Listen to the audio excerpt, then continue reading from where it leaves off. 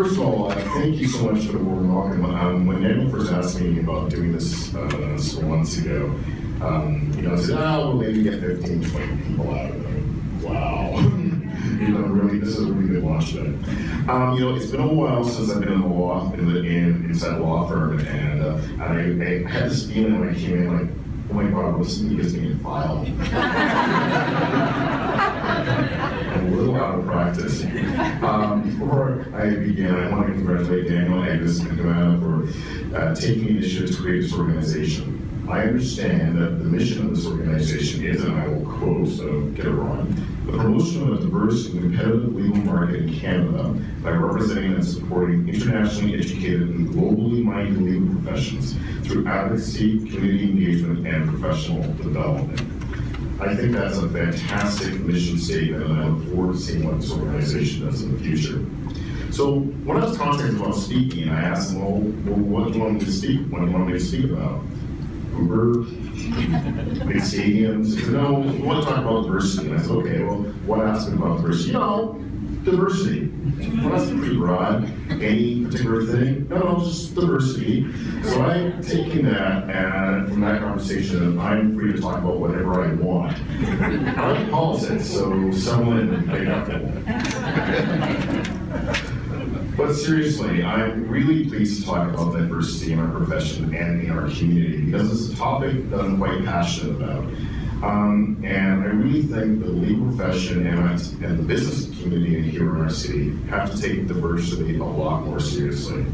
I firmly believe that Calgary's ultimate success depends on embracing a diverse society and ensuring that everyone, every single one of us, has an opportunity to succeed.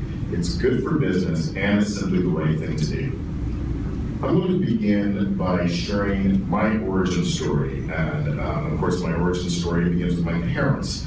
My dad is from Nigeria, and my mom is from Ghana. They were both educated in Africa and in the UK. They met in Toronto. My dad had come to Toronto to do his postdoc at the University of Toronto. My mom had come to Toronto because she didn't get a visa to New York, so she decided Toronto's the next best thing they can have fun there. My mom had actually never intended to stay in Canada. She was here for a good time, not a long time. But then she met my dad, who was doing his postdoc, and one thing led to another, and they wound up getting married. So my dad was an academic, and he was getting these great job offers. He got a job offer from Stanford, from the University of Chicago, and a couple of the Ivy League schools. And he also got this other job offer from this brand new university that was just opening on the prairies. And one day my dad goes to my mom and says, I think I want to take the job at the University of Calgary. And my mother says, what's Calgary? Several weeks later, my dad has talked to my mom that this is going to be a great idea. So they packed up my dad's Mercury Cougar, which was a really cool car. It had these like shades on the front headlights you could flip up. And I remember this as when I was young. I wasn't there, I didn't exist at this point, so everything I'm saying is hearsay. So they get in the car and they head out west, and I don't know how many of you have driven across Canada. Okay, not many. You should, because it's really, really big. And so for those of you who've driven across Canada, you hit northern Ontario, and it keeps going and going and going. And so my mom tells a very different version of the story. She's saying she's sitting in the car and she's thinking, where on earth are we going? Where is this Calgary place? They hit the prairies, and my mom is now thinking, can I get this marriage annulled? There's nothing here. But my dad is no dummy. He's anticipated that my mom is not going to react positively to this move. And so they hit Calgary, but they keep going, and they go to the Banff Springs Hotel, and they stay there for a week. And my parents have been here ever since. So I asked my father, why did he pick Calgary? I mean, he had an offer from Stanford. He could have been in California. It's warm there. And my dad said he had two reasons. The first one is that he came to Calgary because of the weather. And you gotta understand, my dad is a meteorologist, and he thought that as a meteorologist, Calgary offered a lifetime of job security. Second, more significant, he thought that Calgary presented a really great opportunity for him and his family. He liked the fact that the university was new, that this was a university being formed, there was really little politics, it was brand new, and he could be a part of starting a tradition. And so he looked at that, and he looked at the offers he received from the United States, and he said, Chima, you must remember at the time, in the late 60s, you know, civil rights leaders were being shot in America. There was significant racial strife, and Canada was going down a different path, and he really thought this was the best thing for his family. And I must say that Calgary and Canada have been very good to my family. You know, my sister and I went to very excellent public schools. We grew up in great neighborhoods, which had great public amenities like parks and libraries. My mom went back to university. She came here as a trained nurse. As soon as she got here, she got a job in Calgary General Hospital, which no longer exists. That's another story. Those are political, we can talk about that later. And my mom went back to school, and she eventually became director of human resources for the Calgary Health Region. And then eventually, wound up managing occupational health and safety for the entire Canadian Pacific Railway. Now, just an aside, imagine this black woman meeting with all these railway workers and nowhere talking about their health and safety. She saw so much of this country. And my sister went on to become a family doctor, and I eventually became a partner at Rachel McCaskey, which of course is now Denton's, which is emerging yet again today. So my family, you know, we kind of did okay. And my story is a very Calgary story, where hard work is rewarded, and you have and there's an opportunity to succeed. And I always told people when I went on those recruiting trips for Arctic students and summer students that Calgary very much is a meritocracy. Hard work will be rewarded, and it's very central to our city's mythology. And I know a lot of Calgarians will say, so what's with all this diversity stuff? You know, we don't have any issues, things are good. Well, the mayor's a brown guy. And listening to my family story and looking at who our mayor is, you think all is good. But that's not exactly the case. My family had struggles along the way, and barriers certainly existed. And we've already heard from a few speakers this evening about the barriers that they are facing and they face in trying to start a life here, build a career. And even though we have this, we pride ourselves of being a place where we work hard to grow and succeed, and I really believe a lot of that mythology is true about Calgary. We can't get wrapped up in it and realize there is adversity here, and it's important that we always are vigilant and work hard to make sure we actually make that mythology true. So I would put it to you that we as a community must work harder to talk about the issues of diversity and continue to question and examine our practices to make sure that everyone here has the opportunity to succeed in our workplaces. You know, and this is only going to become a more relevant issue in the future. In 2010, the immigrant population in Calgary was almost 30%. 22% of Calgarians are visible minorities. We have the fourth highest visible minority population in Canada. By 2020, it's estimated close to half the population will have an immigrant roots.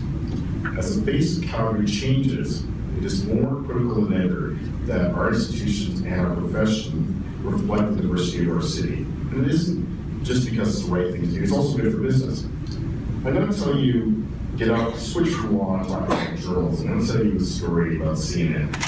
When I was at Denton's, I served on the firm's diversity committee, and I got to go to this great conference in the United States talking about diversity, where this is a real hot topic, hot issue. And there was a speaker from CNN, she was the vice president, and she was talking about how CNN was getting clobbered in the ratings. They were losing the ratings to Fox News.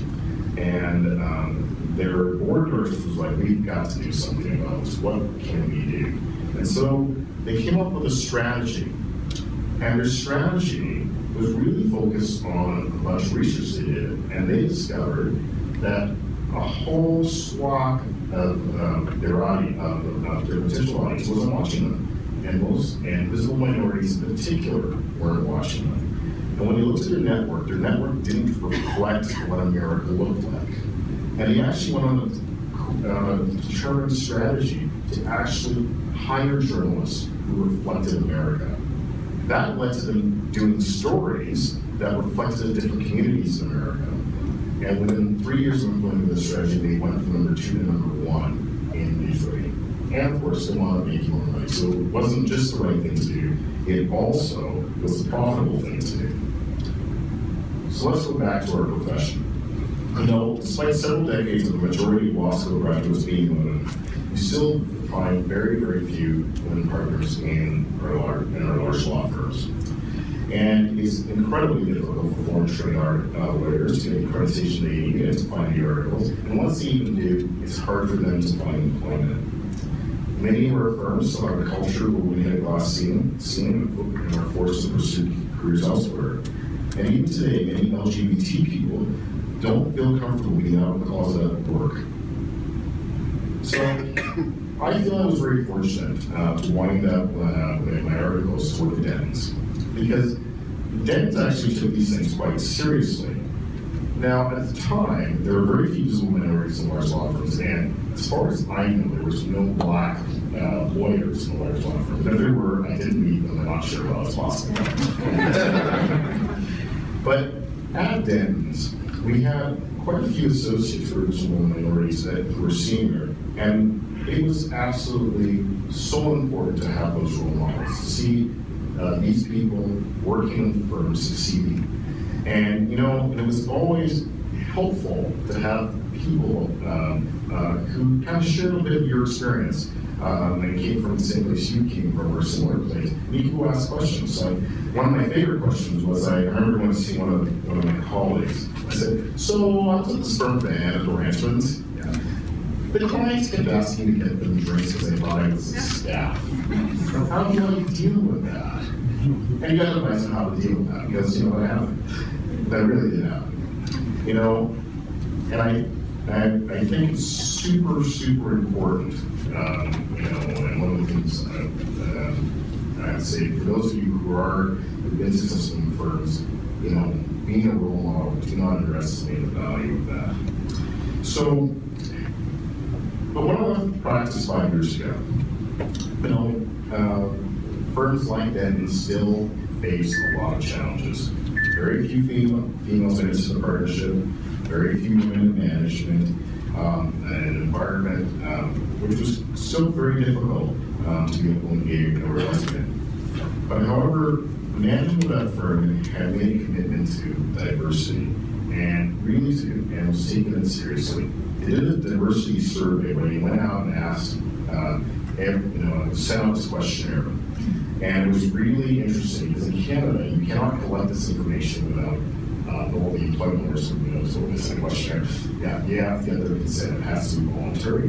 They got 75% of the firm responded to this questionnaire. And in that questionnaire, they learned about all sorts of interesting barriers that existed, and management started to work on them. I left, I don't know how they're doing, but I'm sure it's got them. And so, but having the courage to ask the question is really, really important.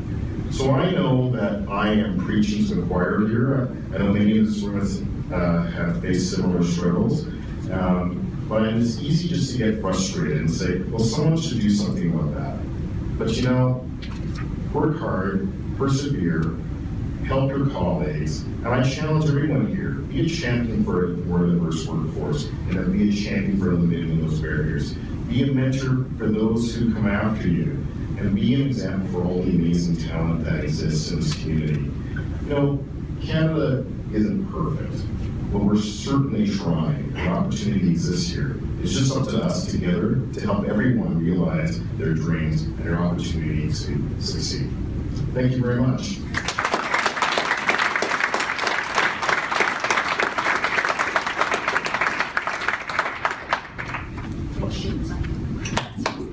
Thank you very much.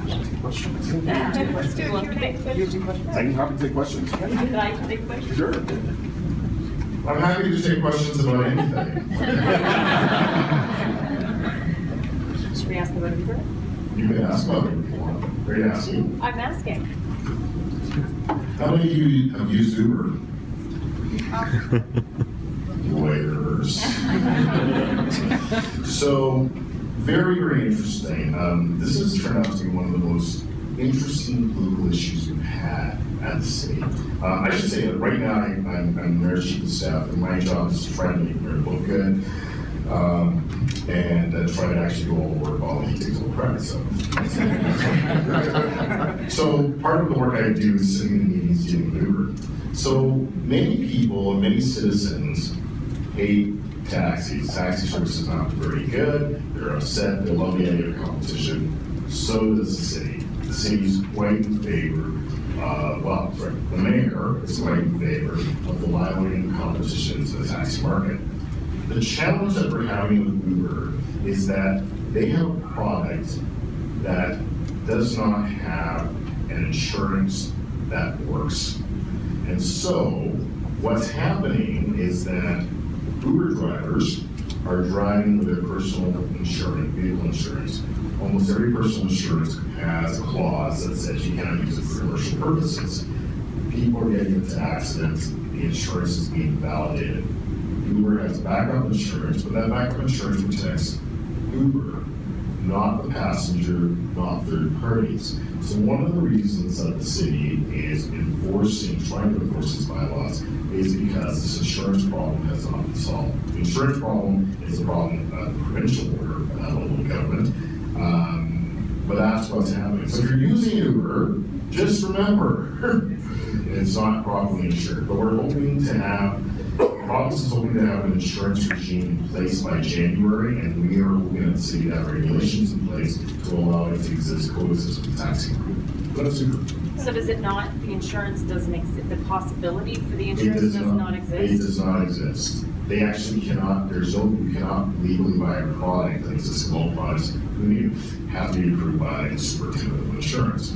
And there is not a single province in Canada that has an insurance policy that will cover this, unless you buy commercial vehicle insurance, but that's several thousands of dollars, and most of the people who are Uber drivers are doing it part-time, and they're not outlaying the capital to pay for this at commercial level insurance. Try explaining that to the general public. Yeah. It's very challenging. Do you think the Law Society should change the rules for qualifying foreign lawyers? Well, I have to say I'm not up to date on what the current rules are. I do think the Law Society, I think generally on foreign accreditation, whether it's Law Society or other professions, I think one of the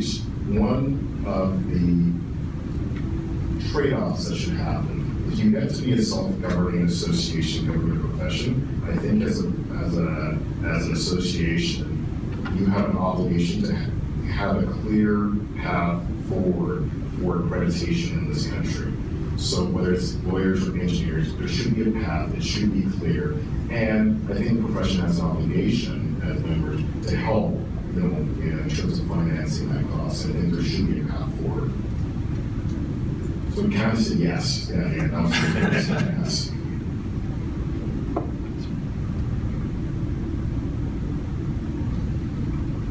Thank you so much.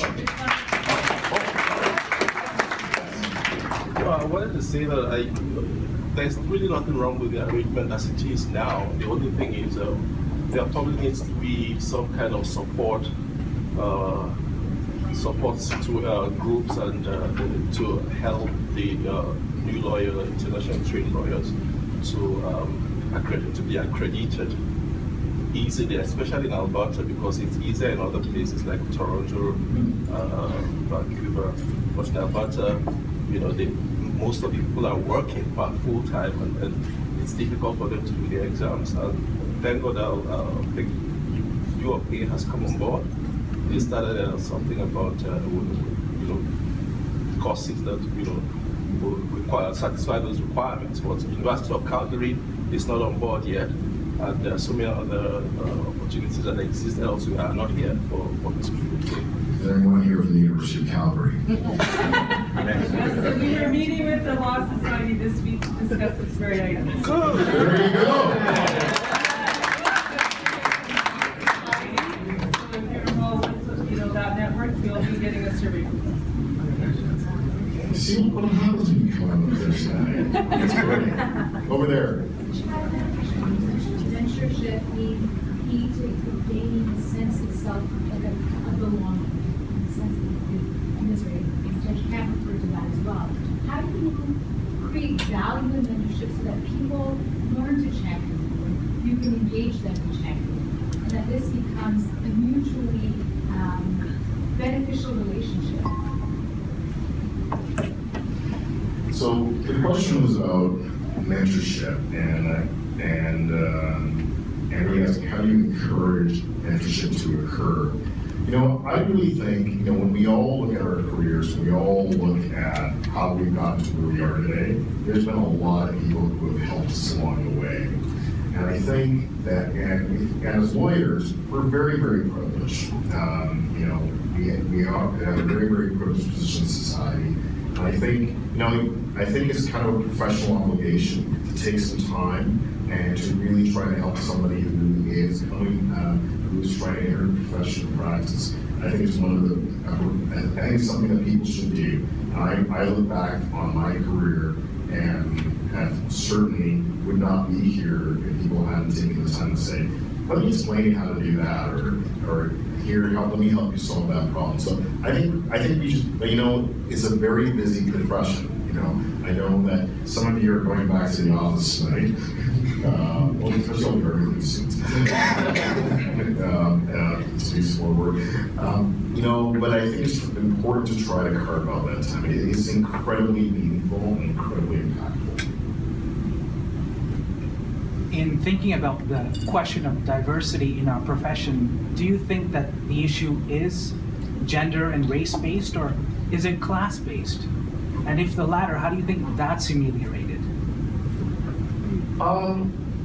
I personally don't think it's class-based. In Calgary, that was my experience. I think, I'll tell you another personal story. So I went to law school at essentially the University of Ottawa, where it's really, really cold in winter. And one year, I applied for summer jobs. I applied for summer jobs in Toronto, and I applied for summer jobs in Calgary. I didn't get a single interview in Toronto. Well, I got interviews with all top firms in Calgary. So, and and my parents don't know, are not part of the Calgary lead or anything. So I personally don't think so. I do think in other places in Canada, where you went to school might be really important, and that's just what I've heard from other colleagues in other parts of the country.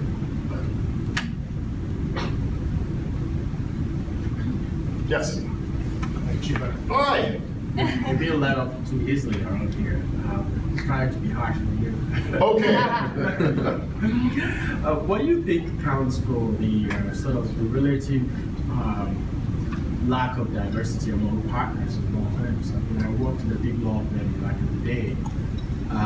But if you look around, you would see that, there's really that lack of diversity. Maybe white women, yes, but black people, brown people, not much.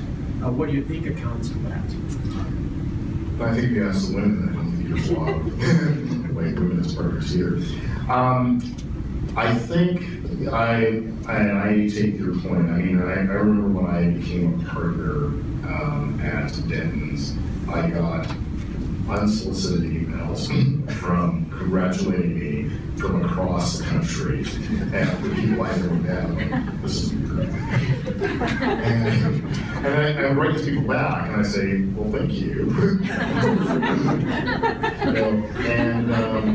And I actually wound up having a call with one person who wrote me a very lovely note, and she was a lawyer in Toronto, and she was talking about the lack of diversity in the big partnership and in the big law firms, and in particularly in Toronto. That surprised me. I thought there would be more. I think that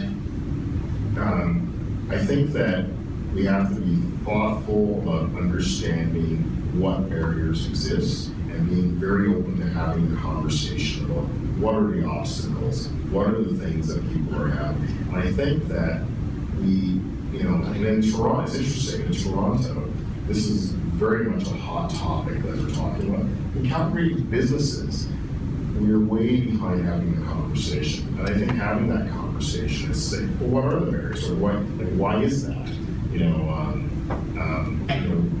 Are there challenges? Are there things? I remember our community.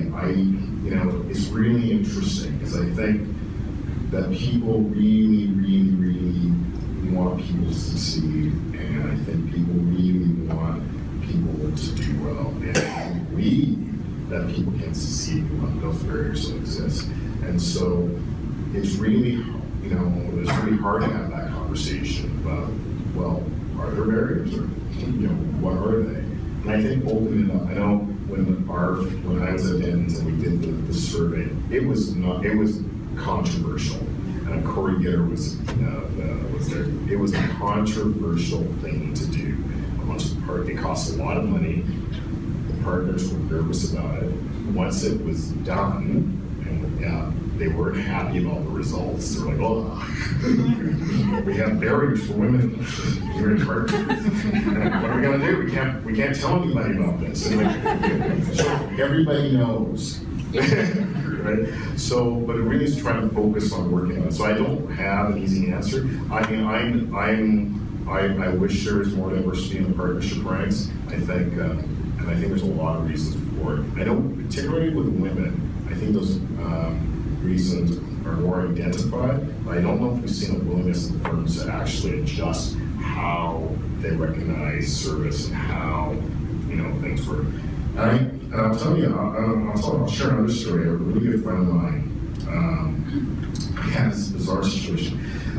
So he was another partner in a firm, a well-established firm, and the firm was really, really good to their seniors, their associates who, female associates who had children. They were really, really good about making sure they didn't schedule meetings at 5 o'clock or whatever. My friend was a single dad. And with a young child, they would not adapt to a schedule. They just couldn't conceive that he had this responsibility, that he had to go, that the daycare was going to close, he had to leave. And so, it's changing mindsets, and so on that firm, they were great with the female, but they were not so great with him, and he wound up leaving. So lots of work to do.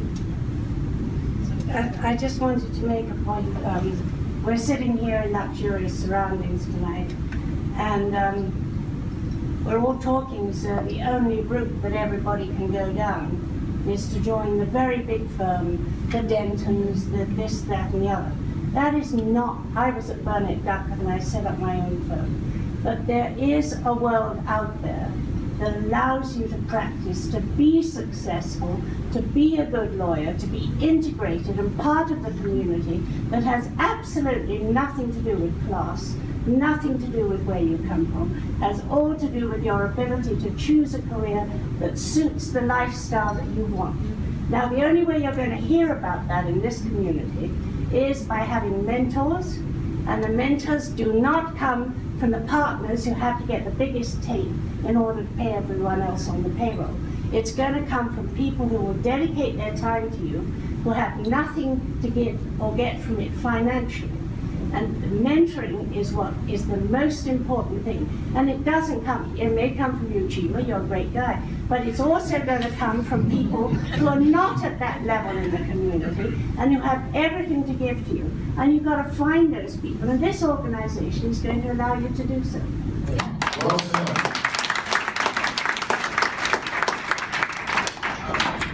What incentive besides ethical and moral do professional organizations have to for an accreditation? I mean, isn't there a national incentive for them to protect their membership from expanded membership? Well, I don't think, I think that putting my government hat, if I were the provincial government, I would not support that. We have, I don't think they should be allowed to do that. I think to try to protect, close off the profession I'm sorry, that's not what I meant. Oh, sorry. No, it just from I mean, I don't know. I'm not quite sure how to explain it, but I'm sorry. I'm sorry. No, I mean, the more members of a profession there are, that increases competition Yep. for members. Yeah. So, having foreign accreditation means that Let's keep. salaries are low. Yeah. And it, I think the thing that you have to turn it on its head, right? And look at it there's a couple things. First of all, you have to look at it. People who are foreign training bring knowledge, experience to the profession and skills to the profession and as a profession overall. It's actually a real asset to have people who are trained in other systems, other schools, competitors, works in other systems to come here and say, you know what, there's a different way of doing this, there's another approach. The whole profession gets enriched. And you have to think about, I think you have to look at it, how do we enrich and build the profession so that we can better serve our clients and better serve the public? So I think that's how professions really need to think about it. I think, and to be fair, I think most of them, I think many of them do think about it that way.